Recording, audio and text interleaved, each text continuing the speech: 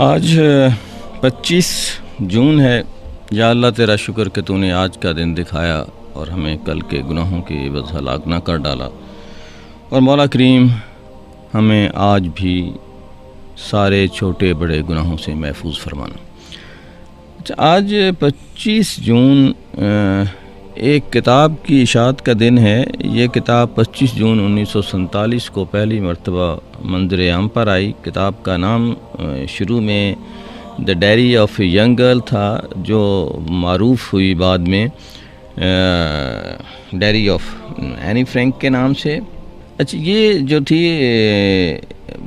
بنیادی طور پر ڈچ زبان میں لکھی گئی تھی کتاب دا ڈائری آف اینی فرینک، اور بعد میں یہ دنیا کی تقریباً ساری ہی زبانوں میں اس کا ترجمہ ہوا، اور آج بھی یہ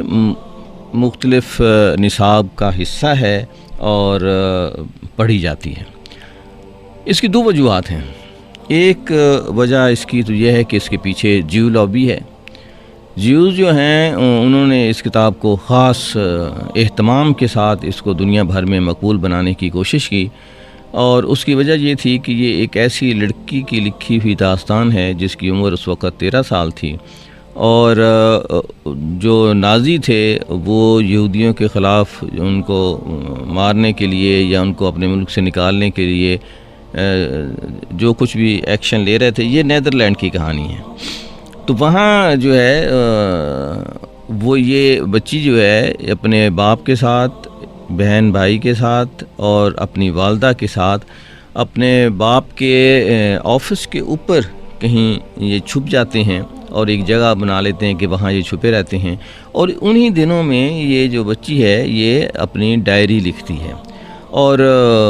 مختلف اس نے تاریخیں لکھی ہیں، پھر اس کا لکھا کہ اس کے ساتھ کیا گزرتا ہے، کس طرح سے وہ چھپے رہتے ہیں، اور مختلف چیزیں جو ہیں اس نے لکھی ہیں۔ بعض لوگوں کا خیال ہے کہ یہ ایک بچی کی لکھی ہوئی کتاب نہیں ہے، اور بلکہ ایک باقاعدہ ایک کمپین کے تحت کسی اچھے رائٹر نے اس کو لکھا ہے، لیکن اگر کسی اچھے رائٹر نے بھی اس کو لکھا ہے تو تب بھی اس رائٹر کی داد دینی چاہیے کہ اس نے جو لکھا ہے وہ 13 سال کی بچی کی عمر کے لیول پہ آ کر لکھا ہے۔ پھر اس کو ایک کنٹروورشل صورت بنا لیا گیا، بعض ملکوں نے اس کو بین کر دیا، جس کی مختلف وجوہات تھیں۔ ایک تو وجہ یہی تھی کہ اس میں جو ظلم ہے اس کو جی پروموٹ کیا گیا ہے جو کہ ٹھیک نہیں تھے، اور انہوں نے خام خواہ جو ہے اسے ایگزیجریٹ کیا ہے، اور ایک وجہ یہ بنی کہ اس میں کچھ ایسی سیکسول انفارمیشن یا ڈیزائر کا اظہار تھا جسے بعض لوگوں نے ان ایتھیکل سمجھا اور اسے اپنے اسکولوں میں اور اپنے ملکوں میں اس کو بین کر دیا۔ جب بھی کسی کتاب کو بین کیا جاتا ہے تو اس کے پڑھنے کی جو ہے وہ ریزن وجوہات اور بھی زیادہ ہو جاتی ہیں اور وہ مقبول ہونا شروع ہو جاتی ہے، اور ان دو وجوہات کی بنا پر یہ جو کتاب تھی دا ڈائری آف اینی فرینک، اچھا بعض لوگوں نے اسے پڑھا ہو یا نہ پڑھا ہو، وہ بھی اس کی یعنی کلاسک کا درجہ، کسی نے کہا ہے کہ کلاسک جو ہے اس کتاب کو کہا جاتا ہے جو کسی نے پڑھی نہ ہو لیکن تعریف اس کی سب کر رہے ہوں۔ تو یہ جو کتاب ہے یہ بھی بغیر پڑھے جو ہے وہ تعریف کے لائق ہو گئی ہے، اور 1947 میں پہلی مرتبہ 25 جون کو یہ منظر عام پر آئی ڈچ زبان میں، لیکن اس کا جو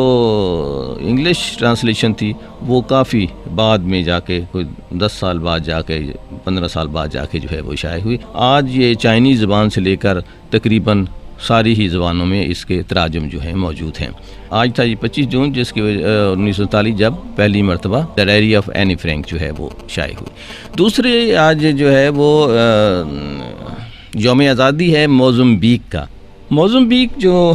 ملک ہے یہ افریقہ کا ملک ہے۔ تنزانیہ اس کو ایک طرف کرتا ہے، انڈین اوشن جو ہے وہ اس کے ساتھ اس کے بارڈر لگتا ہے، ملاوی ہے، زیمبیا ہے، اور اس کا جو ہے سوئٹزرلینڈ مغرب میں ہے، زمبابوے، اس طرح مختلف ملکوں میں یہ گھرا ہوا ایک خوبصورت ملک ہے۔ اس کا جو کیپٹل ہے وہ مپاٹو، بہت ہی معروف اور خوبصورت شہر ہے، دنیا کے اچھے خوبصورت شہروں میں اس کا شمار ہوتا ہے، موزمبیق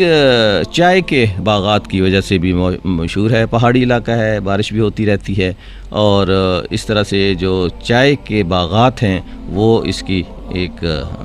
خوبصورتی کہہ لیں، اور ساتھ ساتھ اس کے معاشی مسائل کو حل کرنے کا سبب بھی ہیں۔ موزمبیق کا جو نام تھا یہ ایک مسلمان تاجر کے نام پر رکھا گیا ہے، جس کا نام موسیٰ البک تھا، بعض لوگ اسے موسیٰ البکوئی بھی کہتے ہیں، اور اس وجہ سے اس کا جو پہلا نام تھا موزمبیق کی بجائے میکمبک کہا جاتا تھا اس کو، لیکن بعد میں بتدریج جو تھا وہ بدلتے، اور یہ جو پرتگالی تھے جب انہوں نے اس پر جزائر پہ قبضہ کیا، اس کو اپنی کالونی بنایا، تو انہوں نے ہی یہ نام رکھا تھا، اور اس کی وجہ وہی مسلمان تاجر تھا جو اس سے پہلے پرتگالیوں سے پہلے وہاں آ چکا تھا۔ اچھا، ایک بات یہاں ایسے ہی دلچسپی کے لیے میں بیان کرنا چاہوں گا، بہت سارے ملک ایسے ہیں جہاں مسلمان تاجر پہلے پہنچے، وہاں دیکھا کچھ نہیں ہے تو بس گھوم پھر کے وہاں جو ہے واپس آ گئے، لیکن یہ جتنے دوسرے لوگ گئے، پرتگالی گئے یا برٹش گئے یا اس کے علاوہ فرانسیسی گئے، انہوں نے ان پر باقاعدہ قبضہ کر لیا اور ان کو اپنی کالونی میں شامل کر لیا، اور یہاں شروع میں جو تھی غلاموں کی تجارت وہ بہت زیادہ ہوتی تھی، بتدریج جو ہے اس میں کمی آئی، یہاں سے لوگوں کو پکڑ کر لے جاتے تھے، افریقہ سارے میں باہر سے فرانسیسی، برٹش، عرب، یہ ڈچ، یہ پرتگالی، یہ سب جو آتے اور یہاں سے لوگوں کو پکڑ کر لے جاتے اور جا کے اپنے علاقوں میں ان سے کام کرواتے تھے اور ان کو غلامی کی زنجیروں میں جکڑ لیتے تھے۔ بہرحال آج جو ہے آزادی کا دن ہے موزمبیق کا، ایک بات میں اور بتاتا چلوں کہ یہاں جو مسلمانوں کی جو آبادی ہے وہ کوئی 18% کے قریب ہے۔ بہت ہی موپاٹو جو ہے اس کے میں ایک بہت ہی خوبصورت مسجد موجود ہے، بہت ہی خوبصورت مسجد، دنیا کی شاید اگر کہیں دیکھا جائے، مجھے تو اس کی جو تصویریں اور وہ تھیں اس سے لگا کہ وہ دنیا کی خوبصورت مساجد میں سے ہو سکتی ہے، اور غالباً عربوں نے یا وہاں کے لوگوں نے اس کو مل کر ایک عرب سٹائل میں بنایا ہوئی مسجد ہے۔ اور دوسری بات یہ کہ 18% آبادی مسلمانوں کی اور باقی کرسچنز اور دوسرے لوگ موجود ہیں۔ اگر اسلام تلوار کے زور پر پھیلا ہوتا تو یہ جسے